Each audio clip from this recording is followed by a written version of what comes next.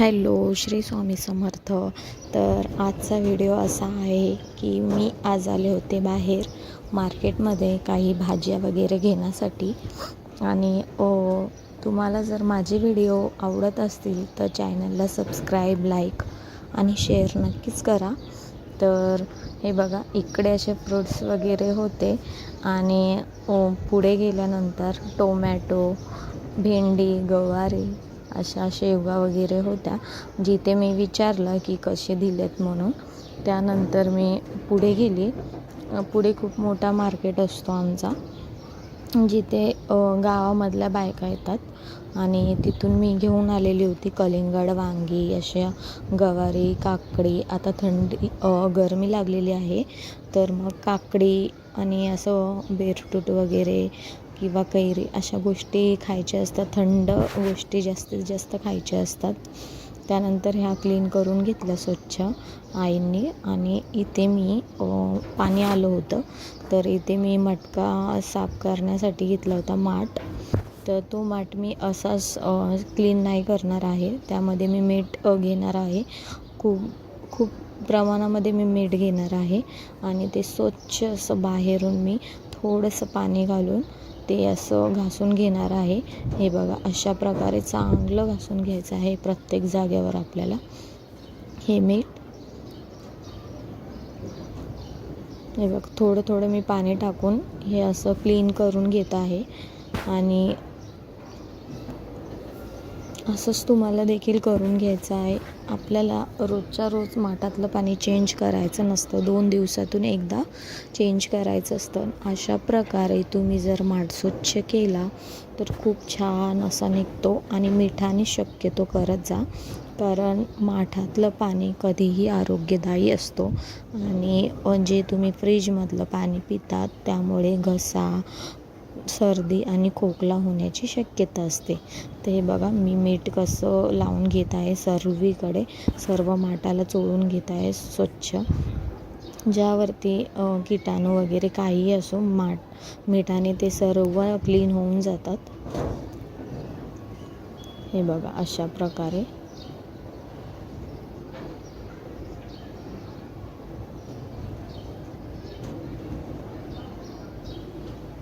आणि आतल्या साईडने पण मी मीठ लावून घेणार आहे. हे बघा, सर्वीकडनं मी मीठ लावून घेणार आहे आणि तो स्वच्छ धुवून घ्यायचा आहे आपल्याला पाण्याने.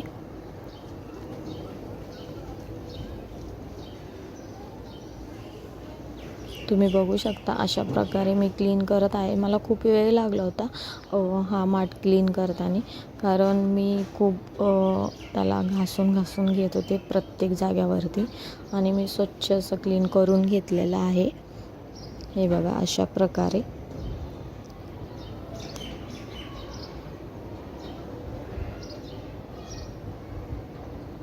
स्वच्छ क्लीन करून घ्यायचं आहे. स्वच्छ आतून आपल्याला हात टाकून जे की मीठ लावलेलं होतं ते सर्व आपल्याला स्वच्छ धुवून घ्यायचं आहे.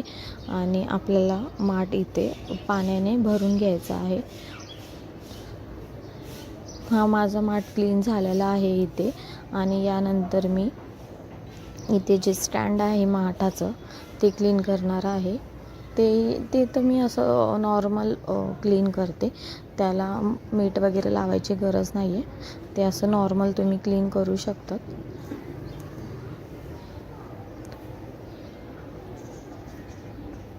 इथे मी माठ ठेवत होते पण तो बसत नव्हता, कारण पडण्याची भीती वाटत होती.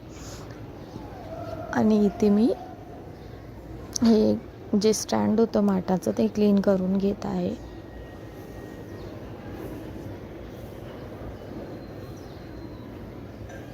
इथे मी माठ ठेवलं होतं त्यामुळे ते कॅमेरामध्ये आलं नाही. तर हे क्लीन वगैरे झालेलं आहे. आणि मी माठ आता चांगलं पिण्याच्या पाण्याने मी भरून घेणार आहे माठ.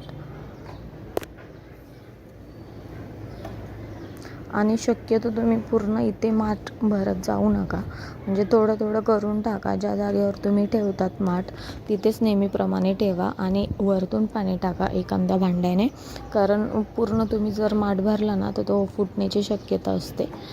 तर हे बघा, मी असं इथे भरून वगैरे घेतलेलं आहे माझं माठ. आणि मी साईडला ठेवून देखील घेतलेलं आहे.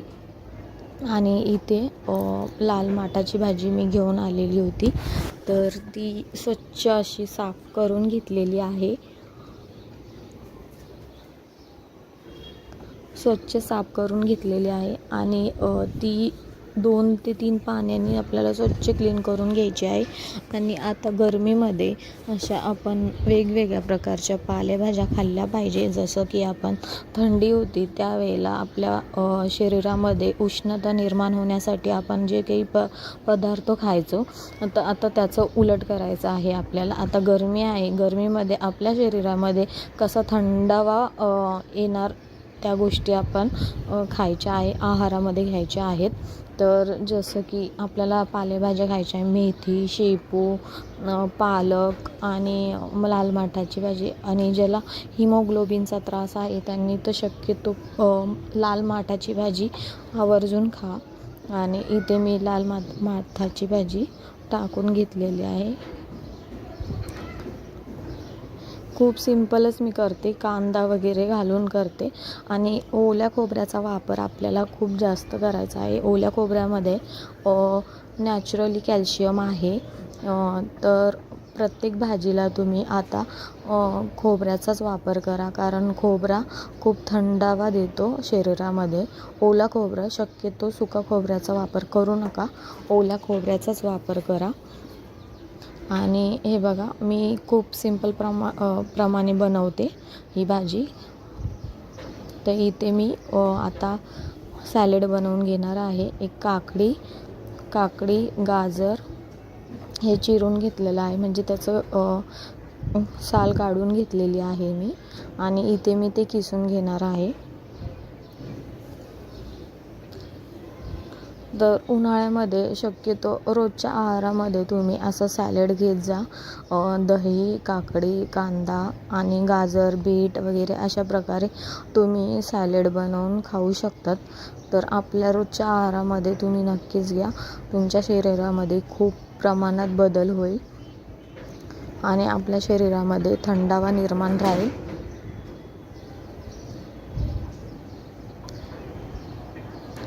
तर मी सर्व काकडी आणि गाजर हे साफ करून घेतलेली होती, त्याची साल काढून घेतलेली आहे. आणि इथे मी ती सर्व किसून घेणार आहे.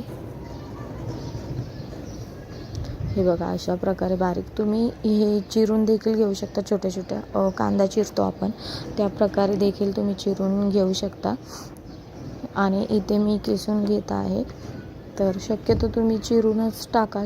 चिरून घेतलेली काकडी आणि कांदा, गाजर हे खाण्यासाठी खूप व्यवस्थित असतं, म्हणजेच टेस्ट चांगली असते. कारण किसलेल्या काकडीमध्ये पाणी सुटतं, त्यामुळे त्याची चव वेगळी होते.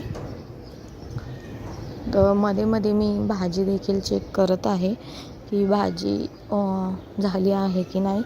आणि इथे मी सॅलेड बनवून घेत आहे. काकडी माझी इथे किसून झालेली आहे, हे बघा अशा प्रकारे. आणि मी आता गाजर घेणार आहे. गाजर देखील मी तशाच प्रकारे किसून घेणार आहे, बारीक करून घेणार आहे ते.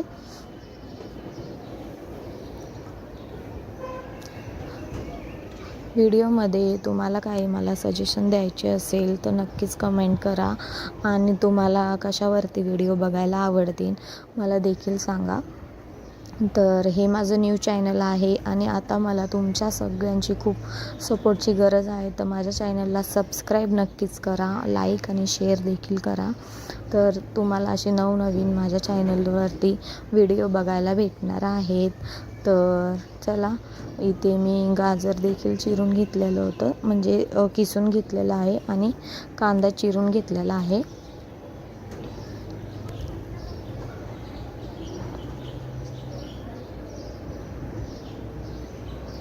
कांदा देखील चिरून घेणार आहे. आणि हा सर्व मी यामध्ये काकडी आणि गाजरमध्ये मिक्स करून घेणार आहे.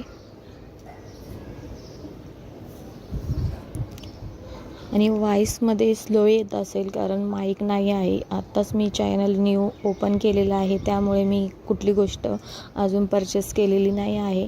तर प्लीज सपोर्ट करा.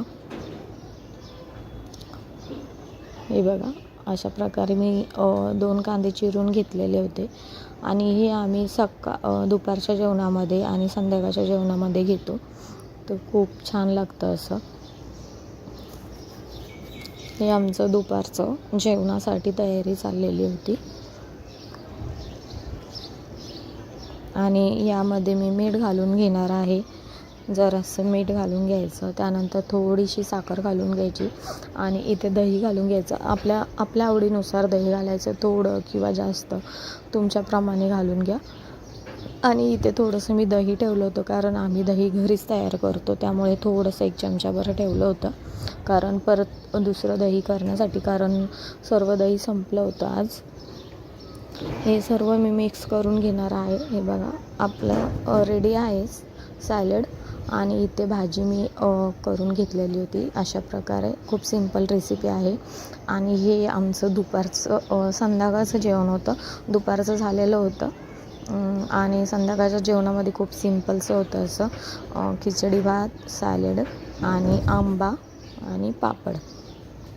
तर अशा प्रकारे झालं. आणि त्यानंतर इथे मी मेहंदी घेतलेली होती भिजवून, जी की मला दुसऱ्या दिवशी लावायची होती. इथे लोखंडाचीच कढाई घ्यायची आहे आपल्याला, अशी स्टीलची वगैरे नाही घ्यायची. लोखंडाच्या कढईमध्येच आपल्याला भिजवून घ्यायचं आहे, कारण लोखंडाच्या कढईमध्ये अर्क चांगला उतरतो आणि तो आपल्या केसांसाठी खूप चांगला असतो. तर इथे मेथीदाणे मी 2 चमचे पाण्यामध्ये भिजवून घेतले होते ऑलरेडी आणि थोडेसे कढीपत्ता घेतलेला आहे. 4-5 लवंग घालून घेणार आहे आणि हे चांगलं उकळी येऊन द्यायचं आहे, बॉईल करून घ्यायचं आहे. आणि इथे मी चायपत्ती देखील घातलेली आहे. चायपत्ती मी भरपूर प्रमाणात घातलेली आहे. 2 ते 3 चमचे टाकलेली होती मी चायपत्ती.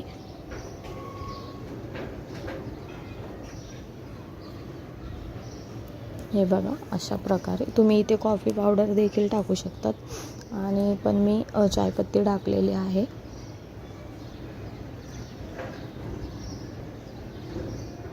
इथे नूपूर मेहंदी घेतलेली होती मी. हे 10 वाले 3 पॅकेट आहेत, कारण मोठं पॅकेट मला भेटलं नाही, त्यामुळे मी 3 पॅकेट घेऊन आले नूपूरचे. आणि निशा मेहंदी 2 होत्या, 2 निशा आणि 3 नूपूर मेहंदी अशी मिक्स मी करून लावणार आहे केसांसाठी. आणि इथे ते पाणी आपण जे ठेवलं होतं गॅसवरती ते उकळलेलं आहे बघा, अशा प्रकारे. आणि ते आपल्याला एका वाटीमध्ये काढून घ्यायचं आहे, गाळून घ्यायचं आहे ते पाणी आपल्याला. त्यामध्ये आपण मेहंदी भिजवणार आहोत. हे बघा, अशा प्रकारे आपल्याला गाळून घ्यायचं आहे. कढईमधला जो लोखंडाचा अर्क असतो तो सर्व याच्यामध्ये उतरलेला आहे. आणि इथेच मी जे मेहंदीचे पॅकेट होते, नूपूर मेहंदी जी मी कट करून ठेवलेली होती ऑलरेडी, तर तीच मी यामध्ये टाकून घेतलेली आहे.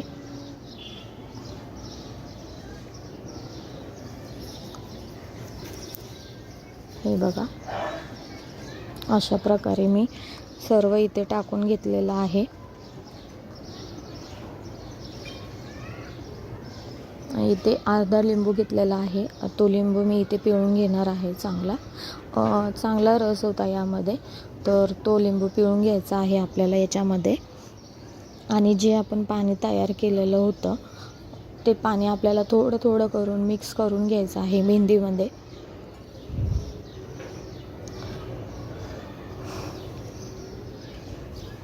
हे बघा, अशा प्रकारे आपल्याला थोडं थोडं घालून घ्यायचं आहे, जास्त प्रमाणात टाकायचं नाही, नाहीतर ही पातळ होऊ शकते मेहंदी.